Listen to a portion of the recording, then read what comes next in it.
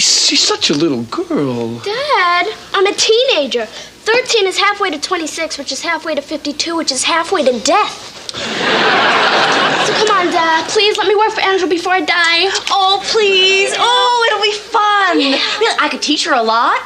Someday it could be Wallace, McQuaid, and Micelli. Micelli, Wallace, and McQuaid. Yeah, all right. Does that mean I can do it? All right. But listen, if I let you do this, you gotta know a job is a big responsibility. I know, Dad. And a job sounds like a ball now, but it's really gonna be work. Okay, Dad. When the going gets tough, you're gonna have to stick with it. Enough, Dad. Not quite. And Angela, I don't want you treating her any different than any of your other employees. No special treatment. Tony, of course not. Honey, the first thing we have to do is get you the cutest little business suit. Oh! Angela. Hi, everybody. Welcome back to AOOA, the Who's the Boss podcast. I'm Tori. And I'm Kevin. And we are here to rewatch and discuss every single episode of Who's the Boss. So we don't have any Who's the Boss news today. Yeah, it's been quiet. I don't know. I wonder what's going on. Like they haven't said anything since what was it, August? Yeah, I think so. That they announced it? Yeah. But the elections are over. I mean, kind of. The elections are over. The aftermath is not quite. So I'm hoping, and now, LA is kind of tightening up restrictions again. I'm not really sure how that's going to affect any kind of television production. Mm-hmm. That's true. But we don't even know where they are in the process. But yeah, hopefully in the next few months we'll hear something. But the longer it takes them, the more time we have to get through this, because this is going to take a while. That's true. But I don't have news, but we do have some Nana notes. So I need an open for Nana. Yeah, come up with something. So I talked to my mom, and she had just watched the Thanksgiving at Mrs. Rosini's, had listened to the Thanksgiving at Mrs. Rosini's episode. And she was just saying how, like, we're from Brooklyn. That's where I was born. I lived there until I was 3, and she had lived there for years, obviously, before that. But she was saying how that's how, it was when you got together with family. We're also Italian. And she said everybody was really loud and rowdy, and it just brought back some really fun memories for her. So it really made me think, like, this show is fun because it brings back nostalgia for the 80s for sure. But then also, if you have that background of being Italian or have that background of living in New York, it can also bring back a lot of fun memories like that. So I thought that was really sweet. I mean, Who's the Boss never has said that they're making any kind of high art, but it is fun, and at this point I think it's a great needed escape for people. Yeah. But she also said that the pigeons on the rooftop is a real thing. She said her uncle and her cousin had pigeon coops up on the rooftop in the building they lived in, and they would feed them. They were basically their pets, and then they would fly off during the day. I don't know if they actually put notes on their ankles or what. And then they would come home to their little pigeon coops. Interesting. Yeah. I wonder if we missed that in The Sopranos or something because we watched it so long ago. Or, what I mean? Yeah, possibly. I wonder if pigeons were a thing Yeah. in that show. I don't know. It was so long ago when we watched it. I know. But yes. So today we're going to cover Season 2, Episode 13. The title of the episode is Junior Executive. It first aired on January 7th, 1986. So we're now officially in 1986 for the episodes that are airing. All right. The TV Guide summary says, Samantha's Saturday job as Angela's Girl Friday cuts into her weekend fun. So her friends persuade her to get fired. Now, last episode, I think it was the last episode we covered, Katherine Hellman directed. This episode, Tony Danza directed. Oh, yeah, that's right. I saw that. Also with Gail Liberty Kennedy helping. And the writers of this were Sherry and Bill Steinkellner. So when the episode opens, Mona is sitting around the living room, just reading a paper, hanging out. It's like, don't you have your own house to live in? Yeah, right, she does. No, but I guess, I guess if the kids aren't there and they're just hanging out, it's nice and quiet over there. Yeah, waiting for Angela to come home. But she probably also wants whatever dinner Tony's about to cook. That's true. Because I'm sure she didn't cook her out. Yeah, she wouldn't have to cook. Now, it's a Saturday, but Angela has been at work. So, yeah, Tony runs across the living room and he opens the door because he's counting the seconds that it's going to take Angela to get from her car to the front door. I know. And he's like, 3, 2, 1. She's still not there. -1. And she's -2. very slowly dragging herself through the front door. So it was a tough day at the office, and it was a Saturday. She's exhausted. She says it was a busy day. The phones were ringing. The mail piled up, and the computer hates her. Oh, the computer. The computer hates her. The computer, yeah. Just one. Okay. Yeah, one. So we have to talk about this outfit. Oh, my God. Yeah. I lost it when this episode started, that outfit. Like, what the hell is that? Yeah, this is probably one of the most eccentric ones we've seen yet. So it's a yellow blouse, but then a white jacket over, but then part of the blouse Comes out over the jacket. folds over the lapel of the jacket like a bib. Yeah, like a Revolutionary War outfit or something. Yeah. I don't know what's going on there. I don't know that. But it threw me off. I'm like, what is this? Yeah, it is impressive. And at first, I didn't realize that this shirt was actually over the jacket until she later takes the jacket off, which will happen here in a couple of moments. So, yeah, that is an impressive one. Yeah, I was like, what is happening? So Angela basically says that, it was really busy. There was mail, there was phone ringing, blah, blah, blah. And Mona's like, well, what about your secretary? And Angela says she won't work on Saturdays. I want to say good for her, secretary, because, how many Saturdays is it? It seems like so in this episode, we get the feeling that she works every Saturday. But as the show goes on, and I think even before this, stuff has happened on Saturdays, and she hasn't been at work. But it's needed for this storyline that she's working every Saturday. I don't know if maybe there's just, a really important campaign coming up or what. But it's also interesting because I feel like now maybe there's more of this push towards a work-life balance. And probably not for everyone. But in certain industries, I do feel like there has been more of a push to that. But I like that her secretary is just like, no, I don't work on Saturdays. Yeah, I'll be home if you need me.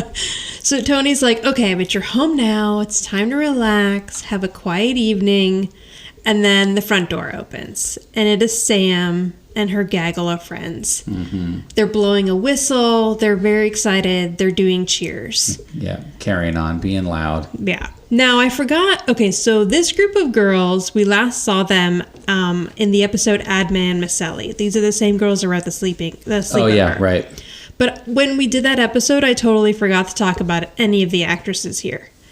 So now you have a chance. Yeah, I'm going to do that now. So Nicole Eggert, we've already discussed because she's in Keeping Up with the Marcies, and we know that she was on Charles in Charge and Baywatch. But then Julia is played by an actress named Angela Lee Sloan, and Julia will be in 7 episodes of Who's the Boss total.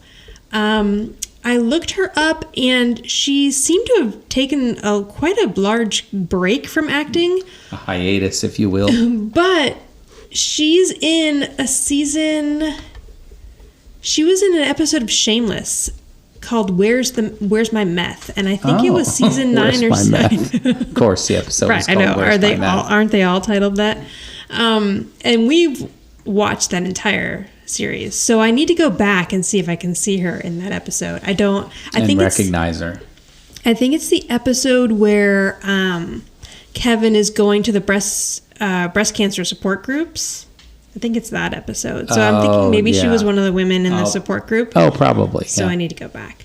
And then also in 2020, she's going to be she's doing a voice of a video game called Wasteland 3. And the character name is Avi Hoon. And it's spelled Avie like our daughter. But I don't know if it's pronounced Avi or not, because I've never actually heard anyone pronounced Avi. And I bet you what's the name of the video game? Wasteland 3. I bet you Wasteland 1 and 2 are huge because there's a 3.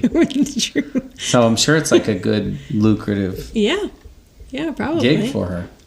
And then So then Robin is played by an actress named Tanya Crow. And she's only in 3 episodes of Who's the Boss. We're going to see her in 1 more episode after this one. And I think the reason is because she played Olivia Cunningham on Knots Landing. And she was in like 150 episodes. Oh, so she landed well, she was already on it when she did this. But I don't know if maybe she just got too busy or I don't know. But yeah, she's only in 3. Robin doesn't last long. And then the girl who sticks around the longest is Bonnie. And Bonnie is played by Shauna, I'm going to say Shauna Lane Block. And she will be in 22 episodes. I think Bonnie goes all the way to the like a spoiler alert. I think they are talking about how Bonnie will be invited to the wedding in like the 8th season. So yeah, but she no longer acts. I think she did one other thing after Who's the Boss. And I couldn't find any other information on her. I thought you were like, spoiler alert, Bonnie dies in some bizarre carjacking. And like, on a very special Who's the Boss. No, I just meant because I was mentioning the wedding from season 8, which the wedding actually never happens. People are watching this for the first time. Right, yes. I guess you never know. Yeah, I mean, I would hope that some people are going to watch Who's the Boss for the very first time. But yeah, that's true. I would hope that they would watch whatever. You're not going to listen to this before you watch, but true.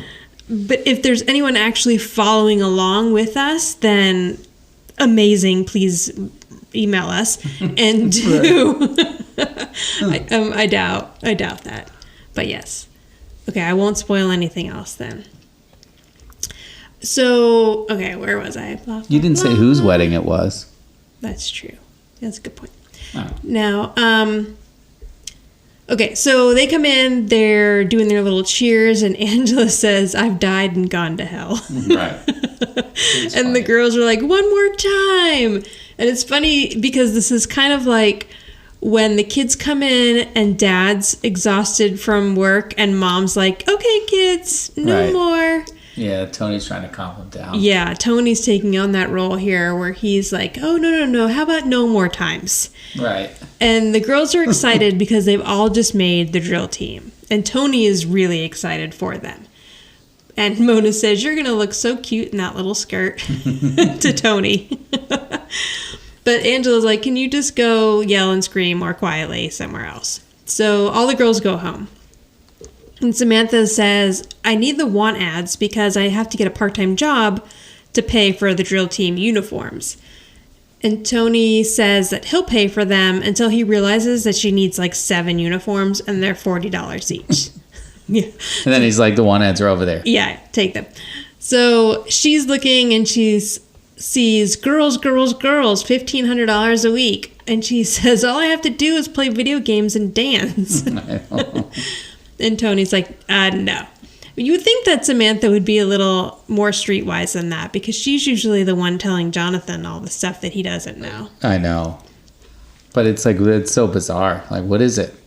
So Mona's interested, though. She takes the paper and she's reading it over. So Angela's like, actually, I could use some help around the office. I could use a Girl Friday on Saturday. Did you look up Girl Friday? I didn't. Neither did I. I should have. All right.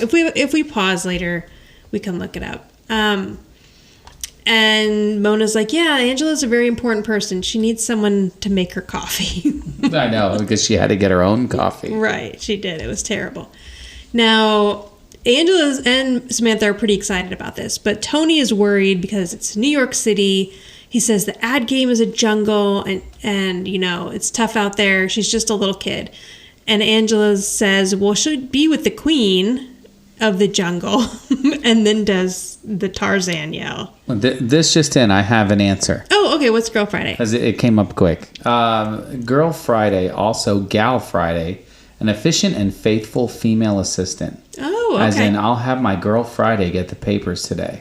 The expression plays on Man Friday, the name for a devoted male servant or assistant. Oh. I don't know if that helps anybody. I know. Well, I was going to say it's kind of sexist, but then I guess it started off with there was a Male Friday. A Male Friday sounds like a valet when men used to have dressers and stuff. That's interesting. I mean, it doesn't explain why. I guess just the fact that it's an assistant. So yeah.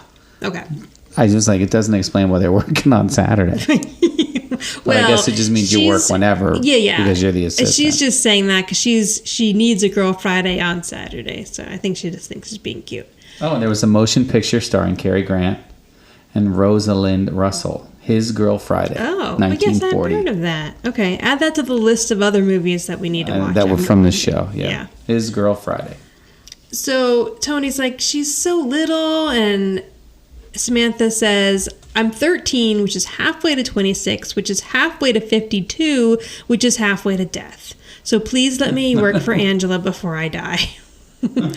And you know what's depressing is when I first watched this show, I was closer to 13, and now I'm closer to 52.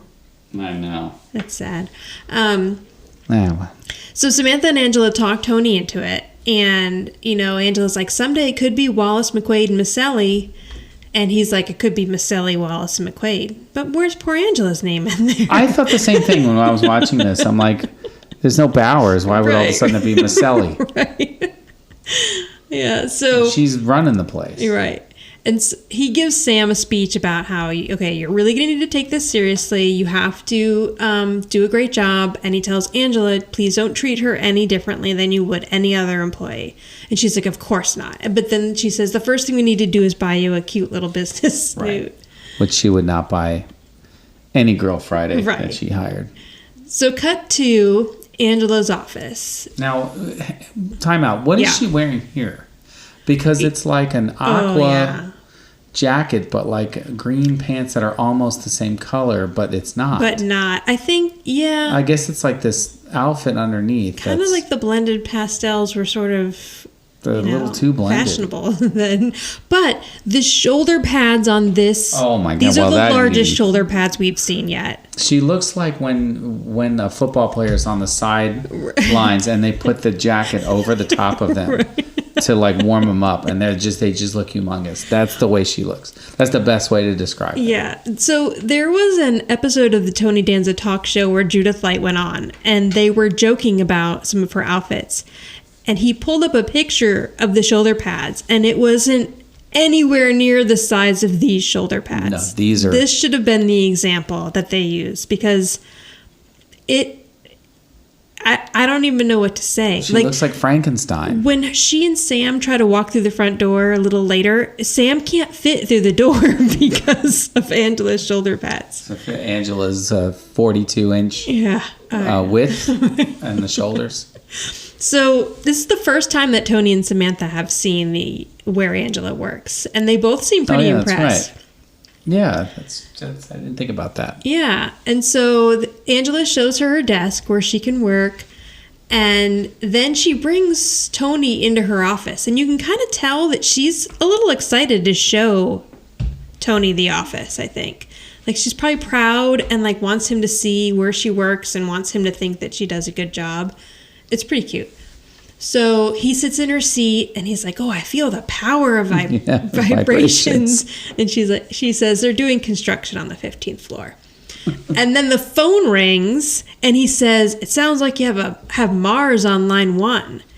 And so I was thinking that phone ring must have sounded pretty high tech back then because it wasn't like a house phone. Yeah, he doesn't know. Yeah, like phone. Maybe he hadn't really heard like an office phone ring. But now we hear that ring and think it's like a super old phone. Oh, that's funny. Yeah, it took me a little bit to realize that, but I thought that was funny. So as Tony's getting ready to leave, a man named Peter Willis comes out of the office, and he's like, sir, you can't leave your child here. And he's like, oh, no, this is my daughter, and she's going to be working here. And he explains that he's Tony Micelli, Angela's housekeeper. And he's like, oh, I've heard of you. You're all the talk around the water cooler. But Tony's like, oh, really? And then he's like, oh, maybe it's somebody else. So Angela comes out, and she explains that Samantha will be working there. Now, this actor, his name is Don Draper, which I thought was pretty funny. Interesting name. So if anybody is a fan of Mad Men, the main character on that show is named Don Draper, and it's an ad agency. So it's like just a coincidence that this actor's name is Don Draper. I wonder if it is, though. It's got to be, because... What if somebody writing the Mad Men saw this episode at the time? Well, or I would say if somebody is related to him or something, maybe.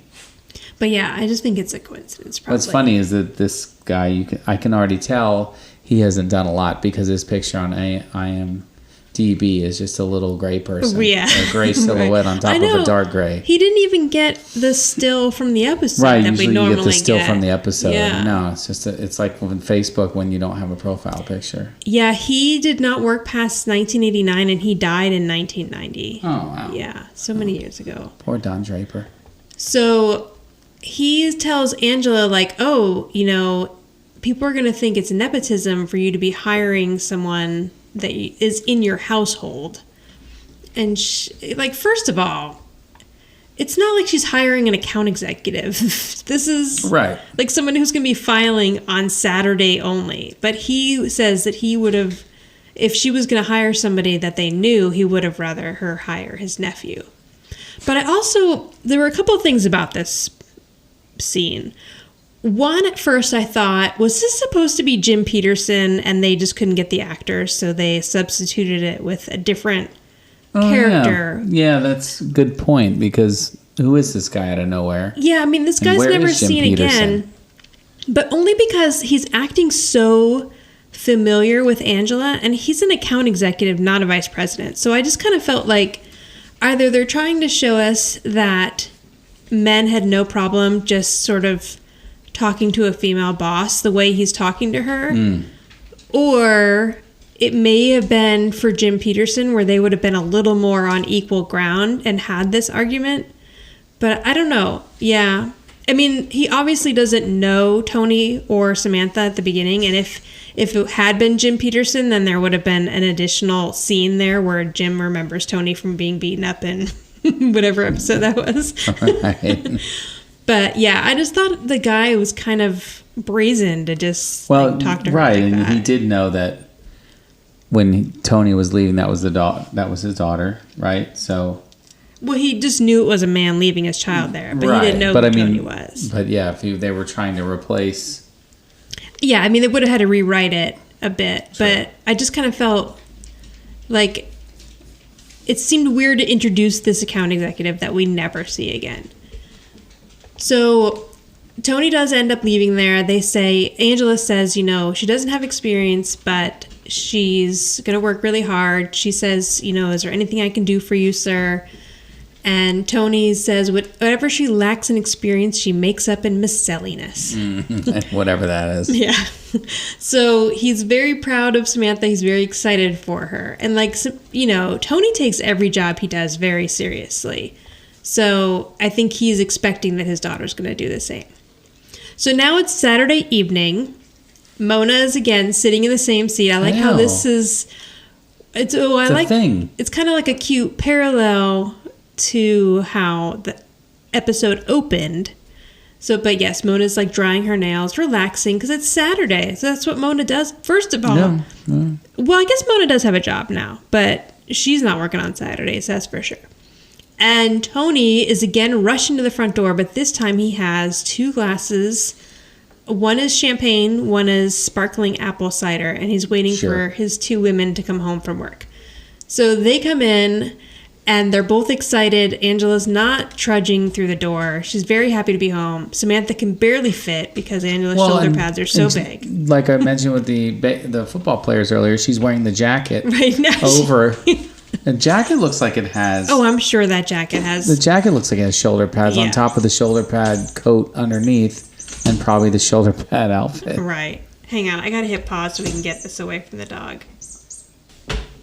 Okay. The dog had a mouse toy, but we got I know, that you could probably hear. Oh, yeah. Squeaking away. So he hands them each a glass. One champagne, one sparkling apple cider. He's like, here, try this. Make sure I didn't get it confused. Oh, and Samantha's wearing the little jacket that Angela got her. Oh, and right. Samantha's over her shoulders as well.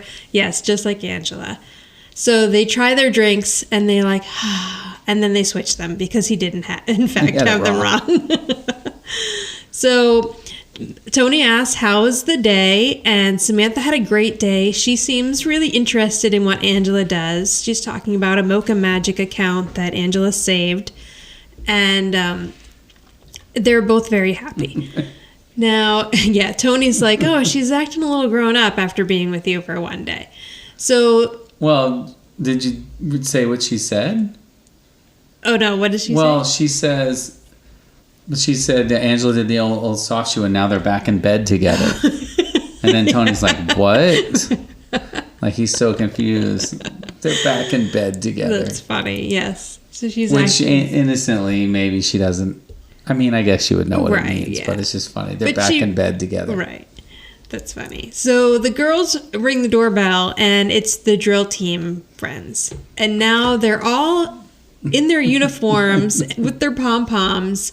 So I'm kind of confused about this because they say they learned 14 new routines today. But is Sam actually missing drill team practice to work to save money for the drill team? I think so. She's missing. But you would think that the fun they're having on the weekends, but so maybe they're just like doing. They're extra in full thing. uniform. Yeah, but you would think that the actual practices would be after school during the week, and then like the weekends would be the car wash, which comes up the next weekend and stuff. But maybe they were just excited and they all wanted to wear their uniforms and learn some new drills. I don't know, but Samantha missed it all.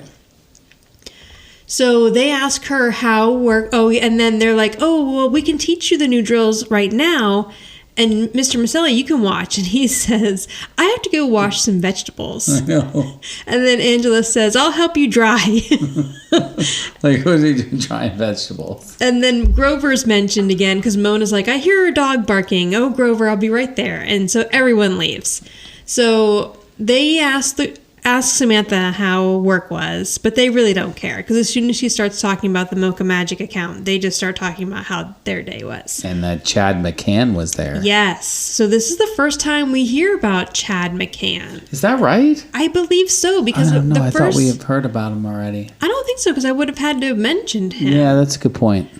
We will see him for the first time in a few episodes called The Babysitter. So I don't think we've heard of him up until now. But if I'm wrong, please let me know. And Jonathan comes downstairs, and I realize that this is the only Jonathan scene in this whole episode. He really poor thing had nothing to do. He comes downstairs, he wants to listen to what the girls are talking about. Right, and then he's lured into the kitchen with a bowl with cake. Cake batter. Cake batter, raw cake batter. Yeah, never to be seen again. And that's it. Yeah. So as he leaves, Julia says, "Brothers are such a drag." And Marcy reminds her that he's not her brother, he's Angela's son. Which wasn't very nice. Yeah. But I mean, in a way. I guess I don't really... I couldn't figure out if they're trying to set up that Julia's not the smartest here, or... Which we've already know because we saw that in Admin Micelli. Or if she was just trying to, state the fact that they are not really family, even though they act as a family. So Samantha's like, "Oh, Chad asked about me," and they say yes, and they're like, "Well, you can see him next Saturday," but no, she can't because she has to work again on Saturday. And she's like, "Well, I took this job so I could be on the drill team, but now she's missing all the fun stuff." She says she feels like life is passing her by. Oh, boy. So Robin says, "Well, you've probably already made enough money for one uniform, so why don't you just quit?" And Samantha's like, "I cannot do that. I can't quit. I couldn't do that to Angela. She's counting on me and my dad would kill me." So then they say, "Well, why don't you get fired?" Now, how is that better than just quitting? I don't know. Like, why don't you mess up a whole bunch of stuff so you can get fired? Right. Instead of just saying, I didn't really think this job through. So Sam says no, that she'd get in trouble for messing up. But Robin says, your parents don't care if you get fired. They just want to know that you tried your best. Or they want you to say that you tried your best. So the girls start doing a drill team chant of "Lose that job." Lose that job, hey, lose that job. Lose that job, hey, lose that job. I remember that from this episode when I was a kid. That actually lined up perfectly. I didn't have to stop. Oh, I just great. happened to run into it. That was probably one of the main things I remembered about this episode before I rewatched it, was the girls doing that little chant in the box. So yeah, I kind of remember that too. She does not mail the package, and instead she puts it in the cabinet behind her desk. So now, as that happens, Tony comes in and he kind of startles her. And he's like, "Oh, I wanted to take my best girl out to lunch, my career lady. Are you through here?" And she says, "Yeah, I'm through." And so he says he's going to take her down to Mulberry Street. So as they're walking out, Tony is saying this to her. "I'm going to take you down to Mulberry Street. I know this guy named Cha-Cha.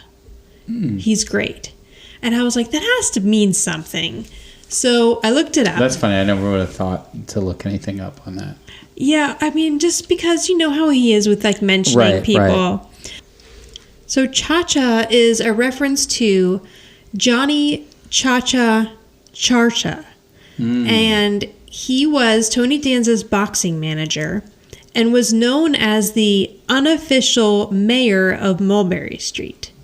He also was an actor. He was on The Sopranos. Well, he was unofficial mayor of Mulberry Street, but mayor of Little Italy. Mayor of Little Italy. But Yeah, probably still feel like that was unofficial. Right.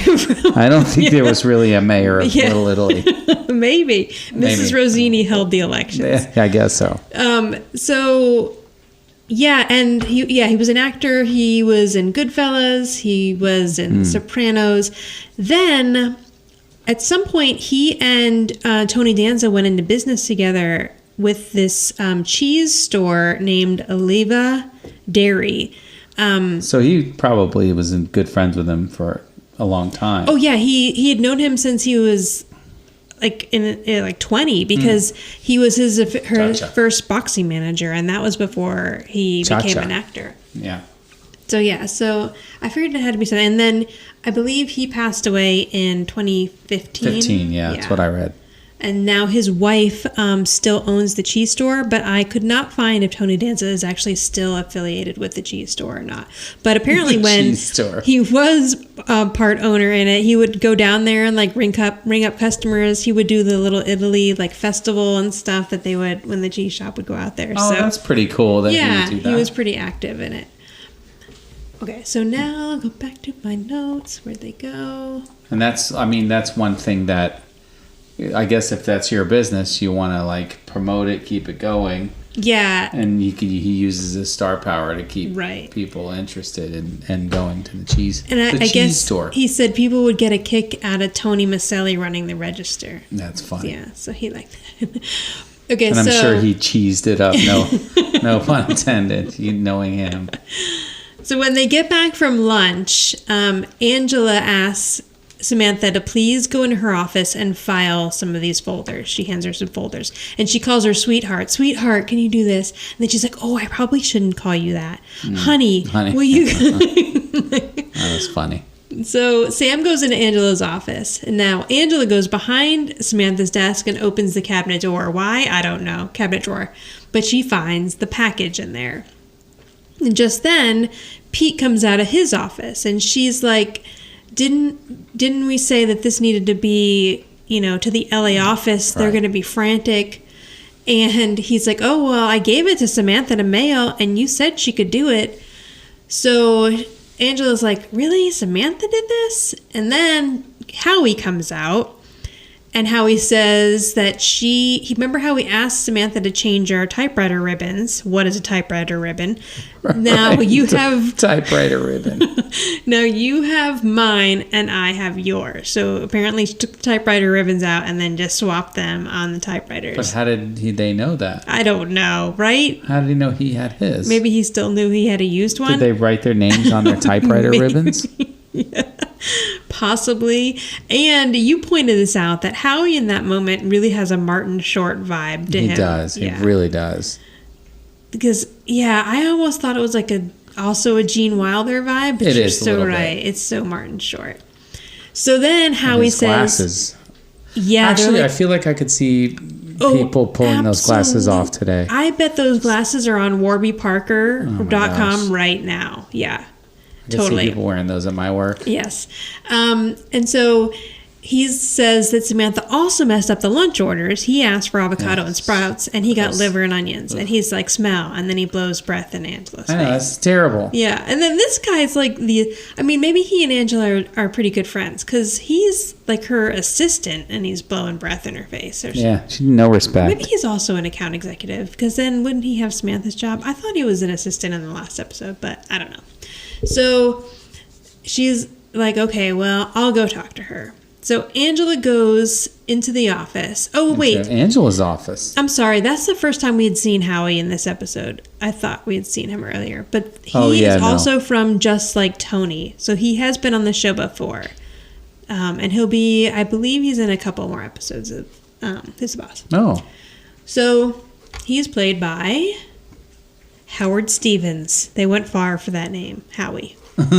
That's funny. And then, I forgot this one. Pete also says that Samantha jammed the copier, and now they have 100 copies of I Heart Chad. Right.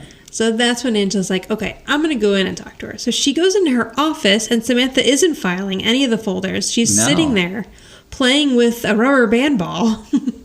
That apparently she made quickly. Right. Or you think maybe Angela did that and she's taking it apart? No, I think you're supposed to think that she did it. I don't know, maybe. That would have taken hours. All right, so that's a good point.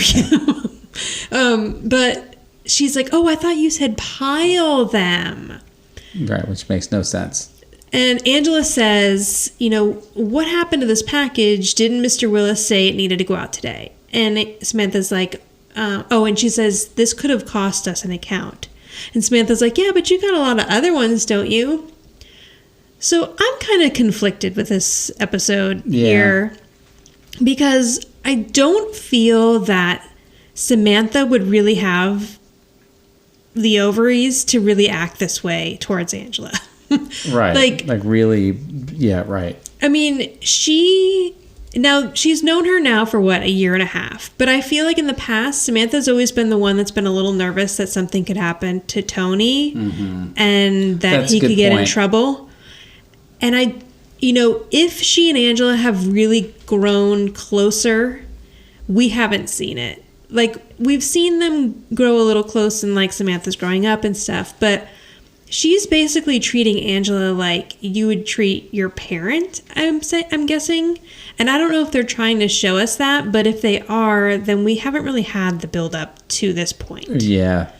So I could see her maybe not mailing the package, but I could not see her really. It seems out of character to me for her to be like, but you have other accounts, don't you? Right, to be completely like rebellious and like, it just seemed you have really, other accounts, whatever. Yeah, it just didn't seem like it made sense at this point in the series.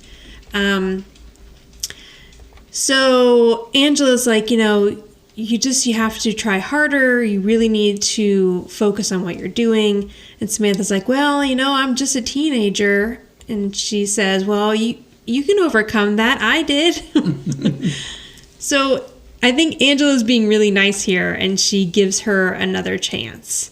But Sam isn't very excited about that. So the phone rings, and Angela's like, now here's your chance. Nice and dependable. Answer it. And she answers it, and it's Marcy. And she starts talking, again, like I don't see Samantha really doing this. She just starts I agree. Talking to Marcy and like completely ignoring everything that Angela has said. Right. Hang on, Ange. And calls her Ange, and it just, So Angela's like, she takes the phone from her. She says, Marcy, you'll have plenty of time to talk to Samantha later. And hangs up the phone. So now they get home again. And unlike last time, no one's happy. Yeah. Tony asks how their day went, and Angela says, not great. And then Samantha says, I got fired. And Tony's like, you got fired. And Angela tells him not to be too hard on her. But, right. And he immediately yells at Angela. Right. You fired my baby? And Angela's like, you said, to treat her like any employee, and she was making a lot of mistakes. And he's like, this is not any employee. This is Samantha. And he's like, okay, well, then you probably had a really good reason to break her heart and mine. So what is it? And Samantha's like, you don't be mad at her. If you're going to be mad at anyone, be mad at me. It was my fault. I shouldn't have forgotten to mail out the package. I should have gotten the lunch orders right. And I shouldn't have messed up the copy machine. And Tony's like, did she have you running the whole place? Right. And he tells Angela, I thought you were going to protect her, but you are the jungle. Which I laughed out loud at that you one. did. Like, what does that mean, that you're the jungle? And so that's what Angela says too. Jungle. She's like, I'm the jungle? Like, I feel like she doesn't even understand what the hell he's talking about. Well, because earlier in the episode, she said he was saying that New York City is a jungle, and she's like, yeah, but you've got the queen with her. But no, instead she's the lion. So Tony's pretty mad at her, and he tells Samantha, well, it's fine. As long as you tried, then that's all I expect, and go into the kitchen and enjoy some ice cream. Right. So after Sam leaves, Angela's trying to talk to Tony, but he's like, no, I need to finish my cleaning because I don't want to get fired. And he calls her boss. Right. So he's pretty mad at her. And she's mad that she's the jungle and that he won't talk to her. So Sam goes into the kitchen. She's eating ice cream when her friends come in. And they ask her, did you do it? Did you do it? And she's like, yeah, I did it. So they're all excited for her. And I guess you could say, like, maybe that's why Sam would act that way, because she had so much peer pressure for her friends. But yeah, I don't know. I still just feel like it was a little over the top for her in this position. So she can hear Tony and Angela fighting in the living room. And Mona comes in the back door of the living room, and she's trying to get them to talk to her. They're just sitting there staring at one another. Yeah. Tony and Angela won't even acknowledge that she's in the room. So Mona goes into the kitchen. Well, it's funny what Mona does there. She has she holds a whole conversation between all of them by herself. Right. Because they're not answering. It's very Mona. Yes, it's very cute. And so after her little monologue, she goes into the kitchen. And I like how she just kicks Marcy or Bonnie, one of them, right out of the chair. It's just like, get up. She grabs a spoon and also starts eating the ice cream. And it's so funny now in COVID times, seeing people like the six of them sharing this pint of ice cream or quart of ice cream. It's still gross anyway, but yeah. Yeah, but it's really gross. I wouldn't share ice cream with anybody. No, me either. Now... where'd it go? Sorry, No, it's fine. I knocked you off. So Mona's like, what's going on out there? What's wrong? Right. And Sam says that Dad is mad at Angela because I got fired. And Mona's like, oh no, you got fired? That's awful. And Julia says, no, it's not, because now she can keep her date with Chad.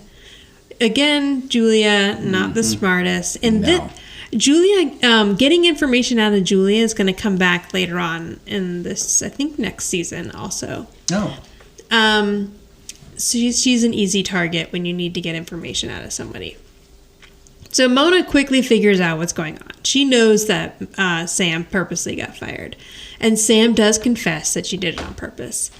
And she's like, you're not going to tell them, are you? And she says, no, I'm not going to tell them. She's like, she says... Do I look like a rat think stoolie? Yep. We bring back the rat think stoolie. I know, I like that. It's a Mona regular. It is. And Julie says, no, but you do look like Julie Harris. And I looked up Julie Harris, but I forgot to pull up the tab. But no, I have it, I guess. She does kind of look like Julie Harris. Oh, okay. I thought she was an actress she does. Around the same time. A younger picture of her, Julianne Harris. She looks like her. Yeah, she does. Picture. I wonder if it was somebody she had been compared to before, and so that's why they brought that up. But yeah. But yeah, she was an actress, and she seemed to be about the same age as Katherine Hellman. Yeah, she's a Broadway actress. Yeah. So she says, I'm not going to tell them. This is between you and your conscience, and if you can either tell the truth or you can live with the lie. So when Mona leaves, all the girls are excited. They're like, woohoo, yeah, live with a lie. Right. But Sam can't. So another reason why I don't think that it made sense for Sam's character to be quite so brazen, because she caves so easily. Right. And she knew she was wrong at that point, So she decides she's going to go into the living room and she's going to tell them the truth. And Angela and Tony are standing in the same spot, not talking. So have they been standing there not talking the entire time Mona and the girls were in the kitchen? I guess so. Is that part of the I guess you sexual have to tension? assume that they were fighting. Yeah. Right. And standing there with the vacuum. Yeah, staring at each other, angry. So she's trying to get the truth out. She's working up the courage, but she's just not really sure how to say it. She's like, I want to be mature about this. And that's all it takes. And Angela's like, just because you came out here, it shows me how mature you are. Welcome back to Wallace and McQueen. That didn't take long. I know. Angela's such a softie. And because at this point, Angela doesn't know, and Angela's not going to find out either. She doesn't know that Samantha was doing this on purpose. So right. Angela could be hiring her back, and then she's just completely inept and she messes up again next weekend. So Sam's like, what? But she never actually has to confess what she did to either of them. And she just sort of goes with it. So she's not happy that she has the job back. Right. And it seemed like abrupt, an abrupt ending. And Tony tells Angela, I take back what I said. You're not the jungle. I know. You're a meadow.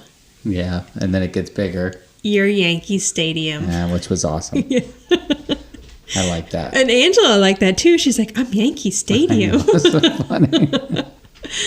And that was pretty funny. Yeah. So now it's the following Saturday, and Angela asks Sam to bring something to someone. And she's like, okay, sure. And she picks up the package and goes to do it. And then she looks down, and the girls again are doing their little chant. Lose that job, hey, lose that job. Lose that job, hey, lose that job. But this time she says, shut up. Right. And Angela's standing there and she's like, I beg your pardon? She's like, not you, Angela, them. And she points to the package. And then Angela kind of looks at her like she's crazy. I know. So she may be inept and about? crazy. And that is the end of the episode. Yeah. But so we are never going to see Samantha at the office again. Really? No, I'm pretty sure not. Huh. So I don't know if eventually, how long would they have sustained her going to the office every Saturday? I'll have to keep an eye on to see if it's mentioned, but I'm pretty sure we never. Oh, I'm sorry. You said you never see Samantha at the office again. Right. I thought you said Angela. Oh yeah. I mean, I don't know that if we're gonna see her before in the end of the season. I see. There, but no, I mean, I'm talking about the storyline of Samantha working at the office. On weekend. Yeah, that's over with. Yeah.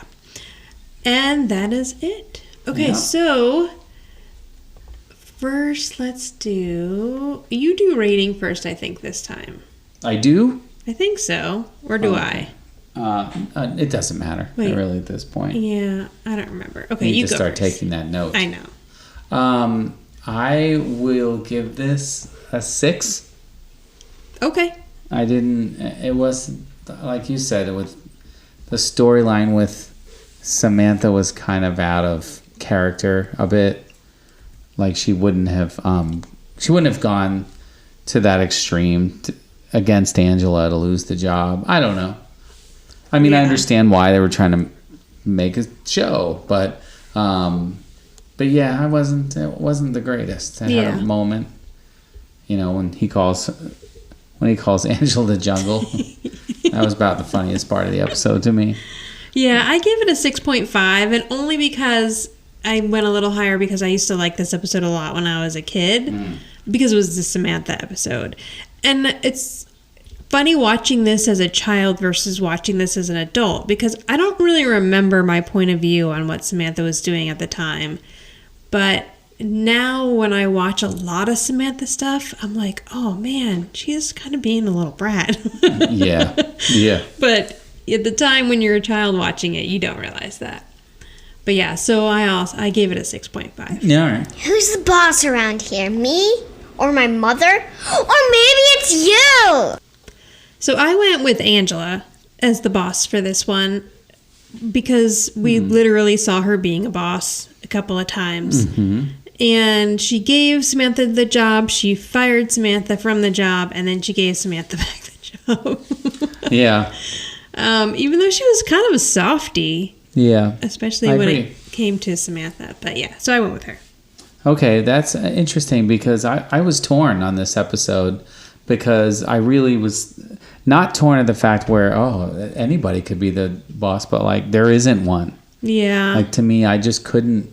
So I actually went with Mona, which is ridiculous. Oh, no, Which is ridiculous except for the fact that she gets Samantha to do the right thing and go into the living room and kind of admit what she did wrong and apologize and come to her senses in a way. Right. Yeah, that is a good point. So that's the only reason I went with Mona. She kind of came through in the 9th inning and just, you know what I mean? And really stepped up and got Samantha to do the right thing, I thought. No, that's a good point. Yeah. She never actually confesses, but Mona is the one that sent her out there. She had every intention of doing it until Angela was a big softie and just hired her back right away. Right. So that was my take. I like it. That's my take. So you can reach us at Who's the Boss Podcast on Instagram, Who's the Boss Pod 1 on Twitter, the Who's the Boss Podcast page on Facebook, or go to anchor.fm/WTB podcast, and there you can leave us a voice message. We were doing pretty good on the voice messages, and they've dried up now. So if you have anything you want to tell us. But we did put a call out for songs, because at the end of every episode, we were playing a Who's the Boss theme song cover, and we have since run out. But I asked for some on Instagram, and we also asked on this podcast, and we got one. So the song we're going to play is by a listener named Olivia Bandy. She's adorable. She also has a Redbubble store of the same name, Olivia Bandy, and she makes super cute Who's the Boss inspired stickers. Yeah. The stickers that you've seen of the sunglasses that I've posted before, the little circle house, we have a bunch here. Yes, we do. So check out her Redbubble store. And she also has an EP out on iTunes called Here to Home. She has a beautiful voice, so enjoy. If you like this podcast, please subscribe and tell all your friends and give you a big pat on the back. There's a time for love and a time for living. You take a chance and